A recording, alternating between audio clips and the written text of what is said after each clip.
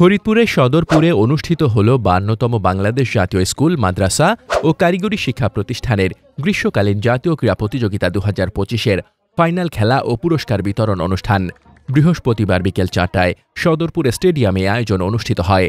অনুষ্ঠানে প্রধান অতিথি হিসেবে উপস্থিত থেকে বিভিন্ন ইভেন্টে বিজয়ীদের হাতে পুরস্কার তুলে দেন বাংলাদেশ সরকারের ঢাকা বিভাগীয় কমিশনার। ফরিদপুর জেলা প্রশাসক ও বিজ্ঞ জেলা ম্যাজিস্ট্রেট মোহাম্মদ কামরুল হাসান মোল্লার সভাপতিত্বে অনুষ্ঠিত এ অনুষ্ঠানে বিশেষ অতিথি হিসেবে উপস্থিত ছিলেন শিল্প মন্ত্রণালয়ের Bangladesh chemical industries corporation chairman ও অতিরিক্ত সচিব ফজলুর রহমান, পানি সম্পদ মন্ত্রণালয়ের অতিরিক্ত সচিব ড আ.ন.ম বজলুর রশিদ, ফরিদপুর সদর উপজেলা নির্বাহী কর্মকর্তা ইশরাত জাহান, এএসপি ভাঙ্গা সার্কেল মোহাম্মদ আসিফ ইকবাল এবং সদরপুর থানার অফিসার ইনচার্জ সুখদেব রায়।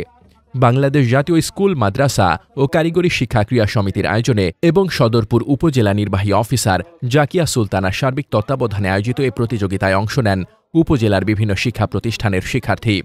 ফাইনাল খেলায় বাবুরচর উচ্চ বিদ্যালয় ফুটবল একাদশের মুখোমুখি হয় বিশ্ব জাকের মঞ্জিল আলিয়া মাদ্রাসা ফুটবল একাদশ।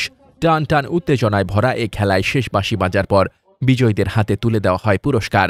অনুষ্ঠানে উপজেলা প্রশাসনের কর্মকর্তা, বিভিন্ন শিক্ষা প্রতিষ্ঠানের শিক্ষক শিক্ষার্থী, গণমাধ্যম কর্মী ও এলাকার গণ্যমান্য ব্যক্তিবর্গ উপস্থিত ছিলেন।